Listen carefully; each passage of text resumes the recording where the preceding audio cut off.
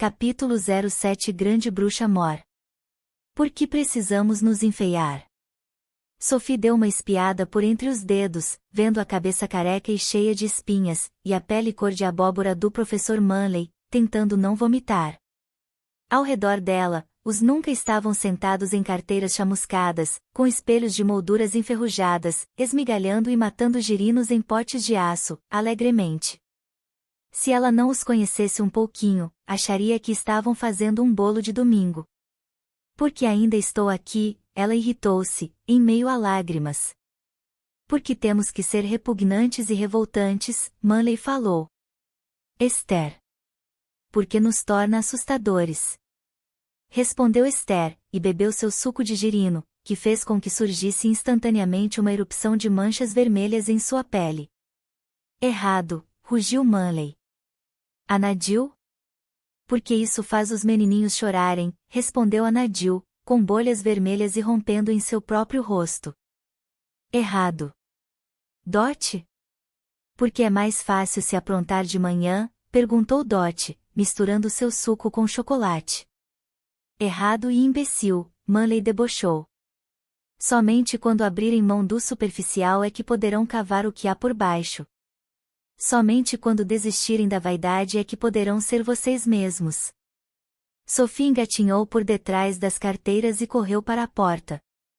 A maçaneta queimou sua mão e ela gritou. Somente quando destruírem o que acham que são é que poderão abraçar quem verdadeiramente são, disse Manley, encarando-a diretamente. Choramingando, Sophie voltou à sua carteira, passando por vilões cujas peles explodiam em brotoejas. Notas de avaliação em verde enfumaçado surgiram à volta dela, em pleno ar: 1, acima de Esther; 2, acima de Anadil; 3, acima de Ravan, com sua pele morena; 4, acima do louro Vex, com suas orelhas pontudas. Hort tomou sua mistura empolgadamente, e viu uma espinha brotar em seu queixo. Ele deu um tapa tentando afastar uma péssima classificação de 19, mas a nota estapeou de volta. Feiura significa que você recorre à inteligência, disse Manley, de esguelha, andando em direção a Sophie. Feiura quer dizer que você confia em sua alma. Feiura quer dizer liberdade. Ele jogou um pote na carteira dela. Sophie olhou para baixo, para a mistura preta de caldo de girino. Uma parte deles ainda estava se mexendo. Na verdade, professor, eu acredito que meu professor de embelezamento fará objeções quanto à minha participação neste trabalho. 3 avaliações ruins e você vai acabar mais horrível do que eu, vociferou Manley. Sophie olhou para cima. Eu realmente não acho que isso seja possível. Manley voltou-se para a turma. Quem gostaria de ajudar nossa querida Sophie a saborear a liberdade?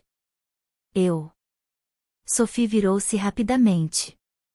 Não se preocupe, sussurrou Hort, você vai ficar mais bonita assim. Antes que Sophie pudesse gritar, ele mergulhou a cabeça dela dentro do pote. Deitada em uma poça às margens do bem, Agatha reviveu a cena do mal.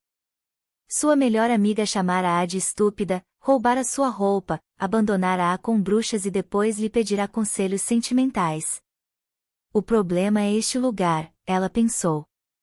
Em Gavaldon, Sophie se esqueceria das aulas, dos castelos e dos garotos. Em Gavaldon, elas poderiam encontrar um final feliz juntas. Ali não. Eu só preciso achar um jeito de voltarmos para casa. E, no entanto, algo ainda a incomodava. Aquele momento na ponte, Sophie de rosa, de frente para a escola do bem, ela de preto, de frente para a escola do mal. Tudo está perfeito agora, Sophie disse. E ela estava certa. Por um breve momento, o erro havia sido corrigido. Elas estavam no lugar ao qual pertenciam. Então, por que não podemos ficar?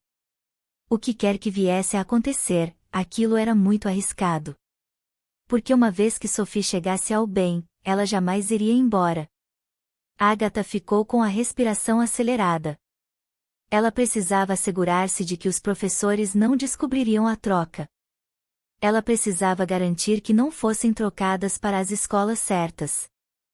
Como poderia ter certeza de que Sophie ficaria quieta? Vá para a aula, seu coração recomendou. Pollux disse que as escolas mantinham um número par de alunos para preservar o equilíbrio. Portanto, para que o equívoco fosse corrigido, as duas teriam que ser trocadas. Enquanto Agatha mantivesse seu lugar na escola do bem, Sophie estaria empacada na escola do mal. E se havia algo que ela sabia, com certeza, era que Sophie não poderia durar como vilã. Mais alguns dias e ela imploraria por Gavaldon. Vá para a aula. Claro. Ela encontraria um meio de manter-se firme naquela escola horrenda, e de usar o traje de Sophie. Pela primeira vez desde que tinham sido sequestradas, Agatha abriu seu coração para a esperança. A esperança morreu 10 minutos depois. A professora Emanêmona, com um vestido amarelo berrante e luvas de pele de raposa, entrou assobiando em sua sala de aula cor-de-rosa, deu uma olhada para Agatha e parou de assobiar. E depois ela disse Rapunzel também deu trabalho, e embarcou em sua primeira lição de tornando os sorrisos mais gentis. O segredo é comunicar-se através de seus olhos, ela disparou, e mostrou um perfeito sorriso de princesa. Vendo seus olhos enormes e os cabelos louros que combinavam com o vestido, Agatha achou que ela mais parecia um canário maníaco. Ela sabia, porém, que sua chance de ir para casa estava nas mãos da professora, então imitou-a, dando um sorriso cheio de dentes, junto com as outras. A professora Emanêmona perambulou observando as garotas. Não precisa franzir tanto os olhos, menos nariz, querida. Oh, minha nossa, absolutamente linda. Ela estava falando de Beatrix, que iluminava a sala com seu sorriso deslumbrante. Esse, minha sempre, é um sorriso que pode ganhar o coração do mais difícil dos príncipes. Um sorriso que pode negociar a paz nas maiores guerras. Um sorriso que pode conduzir um reino à esperança e à prosperidade. Então, ela viu Agatha. Você aí. Nada de sorrisinho afetado. Com a professora à sua frente, Agatha tentou se concentrar e imitar o sorriso perfeito de Beatrix. Por um segundo, ela achou que tinha conseguido. Minha nossa! Agora é um sorriso assustador. Um sorriso, garota. Apenas seu sorriso normal de todo dia. Feliz. Pense em algo feliz. Entretanto, ela só conseguia pensar em Sophie deixando-a, na ponte, por um garoto que nem conhecia. Agora está positivamente maligno, disse a professora Emanêmona, com um gritinho. Agatha virou-se e viu a sala inteira encolhendo-se, como se achassem que ela as transformaria em morcegos. Acha que ela come crianças, disse Beatrix. Estou tão contente de ter mudado de quarto, Rena suspirou. Agatha franziu o rosto. Não podia ter sido tão ruim. Então ela viu o rosto da professora Emanêmona. Se algum dia você quiser que um homem confie em você, se algum dia precisar que um homem a salve, se precisar que um homem a ame, independentemente do que fizer, criança, não sorria para ele. Etiqueta para princesas, lecionada por Pollux, era pior. Ele chegou de mau humor, andando com dificuldade, com seu cabeção canino grudado a uma carcaça magrinha de bode, murmurando que Castor está com o corpo nesta semana. Ele ergueu os olhos e viu as meninas olhando para ele. E eu que pensava que estava lecionando para princesas. Tudo o que vejo são 20 garotas mal educadas encarando-me feito sapos. Vocês são sapos? Gostam de pegar moscas com suas linguinhas rosadas? As garotas pararam de encará-lo depois disso. A primeira lição era postura de princesa, que consistia em descer os 4 lances de escadas da torre com ninhos com ovos de rouxinol na cabeça. Embora a maioria das meninas tivesse se saído bem, sem quebrar nenhum ovo, Agatha teve mais dificuldade. Havia inúmeros motivos para isso. Uma vida inteira arrastando os pés, Beatrix e Rena observando-a atentamente com seus novos sorrisos bondosos, sua mente tagarelando que Sophie venceria aquela prova de olhos fechados, e o absurdo de um cão latindo dicas de postura enquanto se equilibrava em patas de bode. No fim, ela deixou 20 ovos com as gemas vazando no mármore. 20 belos rouxinóis que não ganharão vida, por causa de você, disse Pollux. Enquanto as classificações foram surgindo acima da cabeça de cada menina, em nuvens etéreas douradas, Beatrix, primeira, claro, Agatha virou-se e viu um 20 enferrujado pairando acima dela, e depois caindo em sua cabeça. 2 aulas, 2 últimos lugares. Mais um e ela descobriria o que acontecia com as alunas reprovadas. Com seu plano de resgatar Sophie arruinando-se mais a cada minuto, Agatha apressou-se para a aula seguinte, desesperada para provar que era do bem. Brotoejas não impediram que Cinderela fosse ao baile. Também não impediram Bela adormecida de dar seu primeiro beijo. Olhando seu reflexo cheio de brotoejas no espelho, Sophie forçou seu sorriso mais bondoso. Ela havia resolvido todos os problemas de sua vida com beleza e charme, e resolveria aquele do mesmo modo. O treinamento de pajens era realizado na Torre de Sinos, uma abóbada aberta, acima da Torre da Injúria, o que exigia uma subida de 30 lances de uma escada tão estreita que os alunos tinham que se espremer em fila indiana. Tão nauseante, Dot estava ofegante como um camelo encalorado. Se ela vomitar perto de mim, eu vou atirá-la da torre, disse Esther. Enquanto subia, Sophie tentava não pensar em pústulas, vômito, ou no pútrido Hort, que estava tentando espremer-se ao seu lado. Eu sei que você me detesta, ele pressionou. Ela deu um solavanco para o lado para bloqueá-lo. Hort tentou à esquerda. Mas foi um desafio, e eu não queria que você fracassasse. Sophie deu-lhe uma cotovelada e subiu correndo os últimos degraus, desesperada para provar para sua nova professora que estava no lugar errado. Infelizmente, o professor era Castor. É claro que a leitora tinha que ficar em meu grupo. O pior era que seu assistente, Beasley, era o anão de pele vermelha no qual Sophie havia batido na véspera, na escada. Ao ver seu rosto pustulento, ele gargalhou como uma hiena. Bruxa horrenda. Com a cabeça fora do centro de seu corpo pesado, Castor não achou engraçado. Você já é revoltante o suficiente do jeito que é, lamentou, e mandou Beasley ir buscar Madressilva, que imediatamente recuperava os rostos dos vilões. Enquanto eles gemiam desapontados, Sophie suspirou de alívio. Ganhar ou perder suas batalhas depende de sua competência, e da lealdade de seus comparsas, disse Castor. É claro que alguns de vocês acabarão como capangas, com a própria vida dependendo da força de seu líder. Então, é melhor prestarem atenção, se quiserem continuar vivos. Sophie cerrou os dentes. Agatha estava provavelmente cantando com os pombos em algum lugar, e ali estava ela, prestes a brigar com valentões sedentos de sangue.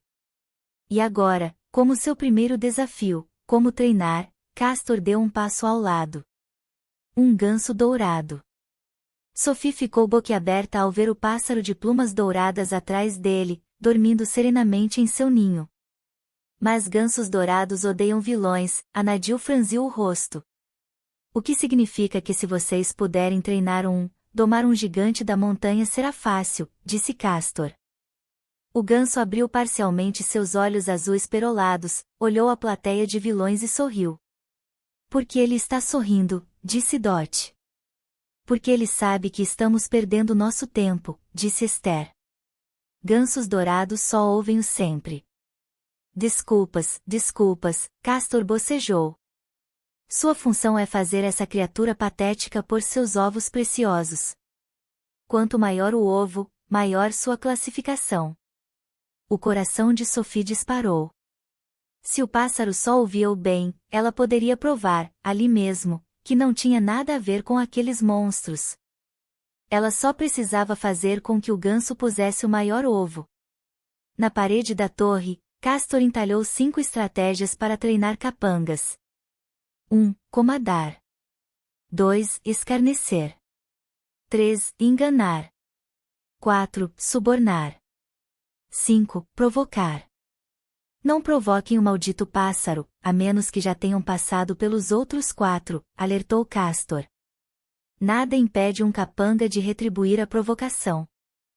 Sophie assegurou-se de ser a última da fila, e ficou olhando os 5 primeiros sem sorte, incluindo Vex, que chegou até agarrar o pássaro pelo pescoço, mas apenas viu o ganso dourado retribuir-lhe, sorrindo. Milagrosamente, Hort foi o primeiro a ter êxito. Ele havia tentado vociferar ponha ovos, chamá-lo de pateta, e tentá-lo com minhocas, antes de desistir e chutar seu ninho. Foi a coisa errada a chutar. Como um raio, o ganso puxou sua túnica pela cabeça e Hort ficou gritando cegamente, batendo nas paredes. Sophie jurou que se tivesse que ver esse menino sem roupas mais uma vez, ela arrancaria os próprios olhos. No entanto, o ganso parecia encantado. Ele batia as asas e ria debochado, e grasnava tão ruidosamente que perdeu o controle, e pôs um ovo dourado do tamanho de uma moeda. Hort segurou-o no alto, perplexo e triunfante. Eu ganhei. Certo, porque no calor da batalha você terá tempo de correr nu e fazer o ganso soltar sua porcaria, rosnou Castor. Ainda assim, o cão havia dito que quem originasse o ovo maior venceria, e portanto, os outros nunca imitaram a tática de Hort. Dot fez caretas, Ravan fez fantoches de sombra, Anadil fez cócegas com uma pluma, e o ousado e rechonchudo Brony sentou-se em Beesli, para deleite do pássaro. Bruxa fedorenta, o anão gritou. Olhando tudo aquilo de cara feia, Esther aproximou-se e deu um soco na barriga do ganso. Ele pôs um ovo do tamanho de um punho fechado. Amadores, ela debochou. Então, foi a vez de Sophie. Ela aproximou-se do ganso de ouro, que parecia exausto de rir e de pôr ovos. Contudo, quando o ganso olhou nos olhos de Sophie, ele parou de piscar e ficou imóvel como uma estátua, estudando cada centímetro dela. Por um momento, Sophie sentiu um arrepio percorrer seu corpo, como se tivesse deixado um estranho adentrar sua alma. Quando, porém, ela olhou os olhos ternos e sábios do pássaro, ela encheu-se de esperança. Certamente, ele via que ela era diferente do restante. Sim, você certamente é diferente. Sophie recuou. Ela deu uma olhada em volta, para ver se mais alguém ouvirá os pensamentos do pássaro. No entanto, o restante dos nunca simplesmente olhava impaciente, uma vez que ela precisava terminar para que eles obtivessem suas classificações. Sophie virou-se para o ganso. Você consegue ouvir meus pensamentos? Eles são bem ruidosos, respondeu o ganso. E quanto aos outros? Não. Só você. Porque eu sou do bem. Sophie sorriu. Eu posso lhe dar o que você quer, disse o ganso. Posso fazê-los ver que você é uma princesa. Um ovo perfeito, e eles a colocarão com seu príncipe. Sophie caiu de joelhos. Por favor. Farei tudo o que quiser. Apenas me ajude. O pássaro sorriu. Feche seus olhos e faça um pedido. Tomada de alívio, Sophie fechou seus olhos. Naquele momento radiante, ela desejou Tedros, seu lindo príncipe perfeito, que poderia fazê-la feliz. Ela subitamente ficou imaginando se Agatha diria a ele que elas eram amigas. Ela torcia para que não. Os outros arfavam em volta dela. Sophie abriu os olhos, e viu as penas do ganso ficando cinzentas. Seus olhos escureceram, passando de azuis a negros. Seu sorriso terno desapareceu. E, decididamente, não surgiu nenhum ovo. O que aconteceu? Sophie virou-se. O que isso significa? Castor parecia petrificado. Significa que ele prefere abrir mão do próprio poder a ter que ajudar você. Um explodiu em labaredas vermelhas acima da cabeça de Sophie, como uma coroa diabólica. É a coisa mais perversa que eu já presenciei, disse Castor, baixinho. Perplexa, Sophie observou seus colegas de turma agruparem-se como peixinhos assustados, todos, exceto Esther, de olhos faiscantes, como se tivesse acabado de encontrar sua rival. Atrás dela, Beesli tremia, em um canto escuro. Bruxa Mor, ele deu um gritinho agudo. Não, não, não, Sophie gritou. Nada de Bruxa Mor. Beesli, porém, assentiu com determinação. Grande bruxa Mor. Sophie virou-se de volta para o ganso. O que foi que eu fiz? Então o ganso, cinza como a neblina, olhou para ela como se nunca a tivesse visto na vida, e soltou o mais comum dos grasnidos. Da torre dos sinos, o grasnido ecoou pelo fosso, adentrando a torre prateada que dividia os dois lados da baía. Uma silhueta surgiu na janela e olhou para baixo, para o seu império. Dezenas de números enfumaçados, alguns coloridos, do bem, e outros escuros e sombrios, do mal, saíam das duas escolas, deslizando acima da água, e flutuavam até sua janela como balões ao vento. Enquanto cada um deles passava, seus dedos passeavam pela fumaça, o que lhe dava poder para ver quais classificações pertenciam a quem, e como haviam sido obtidas. Ele revisou dezenas de números, até chegar ao que procurava, o número 1 vermelho cor de fogo, que revelava sua história em uma torrente de imagens. Um ganso dourado jogou fora seu poder por um aluno? Somente um poderia ter esse talento. Só um poderia ser tão puro. O que causaria o desequilíbrio? Arrepiado, o diretor da escola voltou à sua torre, e esperou por sua chegada. Maldições e armadilhas mortais era ministrada em uma câmara tão fria que gelava os ossos e tinha paredes, mesas e cadeiras feitas completamente de gelo. Sophie achou que estava vendo corpos enterrados sob o chão congelado. Que frio, disse Hort, tremendo. Está mais quente do que na sala de condenação, respondeu Lady Lesso. Uivos de dor ecoavam da masmorra, abaixo dos pés deles. Agegorra, estou me sentindo mais aquecido, Hort gaguejou, com o rosto azulado. O frio endurecerá suas veias, disse Lady Lesso. Que precisarão de endurecimento, se uma leitora está obtendo o primeiro lugar nos desafios. Ela passou pelas fileiras de alunos trêmulos, com sua trança negra chicoteando o vestido roxo de ombreiras pontudas, e seu salto agulha de aço estalando no gelo. Esta não é uma escola que aceita crueldades não autorizadas. Ferir sem motivo faz de você um besta, e não um vilão. Não, nossa missão requer foco e cautela. Nesta disciplina, cada um de vocês aprenderá a identificar o sempre que atrapalha o caminho para o seu objetivo. O que se fortalecerá à medida que você enfraquece. Ele está lá, meus nunca, em algum lugar da floresta, seu nêmesis. Quando chegar a hora certa, cada um de vocês vai encontrá-lo e destruí-lo. Esse é o caminho para a sua liberdade. Um grito ecoou na sala de condenação, e Lady Lesso sorriu. Suas outras disciplinas podem até ser verdadeiras demonstrações de incompetência, mas não está. Não haverá desafios, até que eu veja que são dignos deles. Sophie não ouvirá nada daquilo. Ela só conseguia ouvir o grasnido do ganso ecoando em sua cabeça. Tremendo de frio, ela lutava contra as lágrimas. Ela havia tentado tudo para entrar no bem, fugir, lutar, implorar, trocar, desejar. O que mais restava? Ela imaginou Agatha sentada em suas aulas, em seu assento, em sua escola, e enrubesceu. E ela pensava que as duas fossem amigas. Seu nêmesis é seu arqui-inimigo, disse Lady Lesso, com seus olhos roxos faiscando. Sua outra metade. Sua alma ao inverso. Seu calcanhar de Aquiles. Sophie obrigava-se a prestar atenção. Afinal, ali estava uma chance de aprender os segredos de seu inimigo. Isso talvez a salvasse quando chegasse ao bem. Vocês chegarão ao conhecimento de seus nêmesis através de sonhos, prosseguiu Lady Lesso, com as veias pulsando sob sua pele esticada. Eles assombrarão seu sono, noite após noite, até que vocês não vejam nada além de seu rosto.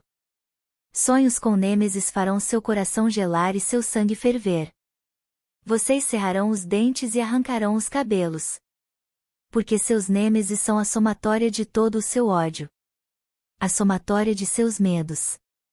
Lady Lesso deslizou as unhas vermelhas compridas pela carteira de Hort. Só quando eles estiverem mortos é que vocês se sentirão saciados. Só quando estiverem mortos vocês se sentirão livres. Matem seus nêmesis, e nunca mais lhes dará as boas-vindas para a glória eterna. A turma deu risadinhas de empolgação. É claro que, dada a história desta escola, aqueles portões não se abrirão tão cedo, ela murmurou. Como encontramos nossos nêmesis? Perguntou Dot. Quem os escolhe? Perguntou Esther. Serão de nossa turma? Perguntou Ravan. Essas perguntas são prematuras. Somente vilões excepcionais são abençoados com sonhos sobre seus nêmesis, e disse Lady Lesso. Não, primeiro, vocês devem perguntar-se por que os presunçosos, imbecis e insípidos do bem ganham todas as competições nesta escola, e como vocês mudarão isso. Ela olhou de esguelha para Sophie, como se dissesse que, gostando ou não, a leitora bondosa de cor-de-rosa talvez fosse sua maior esperança. Assim que os lobos uivaram, sinalizando o final da aula, Sophie disparou da sala de gelo e subiu correndo as escadas, até encontrar uma varandinha junto a um corredor. Na privacidade da neblina, ela debruçou-se na mureta úmida da Torre do Mal, e finalmente se permitiu chorar. Ela não se importava se estragasse sua maquiagem, ou se alguém a visse. Ela nunca tinha se sentido tão sozinha e assustada. Detestava aquele lugar horrível, e não aguentava mais. Sophie ficou olhando a escola do bem, com suas torres cintilando do outro lado da baía. Pela primeira vez, ela lhe pareceu fora de alcance. Almoço. Tedros estaria lá. Seu príncipe radiante, sua última esperança. Afinal, não era isso o que príncipes faziam? Salvar princesas quando tudo parecia perdido? Com o coração cheio de esperança, ela limpou suas lágrimas. Apenas chegue a tempo do almoço. Ao saírem disparada para o salão do mal, para a aula de história da vilania, Sophie notou muitos nunca aglomerados lá fora. Dot a viu, e agarrou seu braço. Eles cancelaram as aulas. Ninguém diz o motivo. O almoço será enviado aos seus quartos, retumbou o lobo branco, enquanto seus colegas lobos estalavam seus chicotes e conduziam os alunos às suas torres. O coração de Sophie murchou. Mas, o que a conta? De repente, um cheiro de fumaça penetrou pelo salão, vindo de todas as direções. Sophie passou por entre a multidão que a empurrava até uma janela de pedras, onde um grupo de alunos observava, em silêncio, perplexo. Ela seguiu o olhar deles, para o outro lado da baía. Uma torre do bem estava pegando fogo. Dot engasgou. Quem poderia ter feito algo tão brilhante, disse Esther, pasma. Bem, Agatha tinha a resposta para aquilo.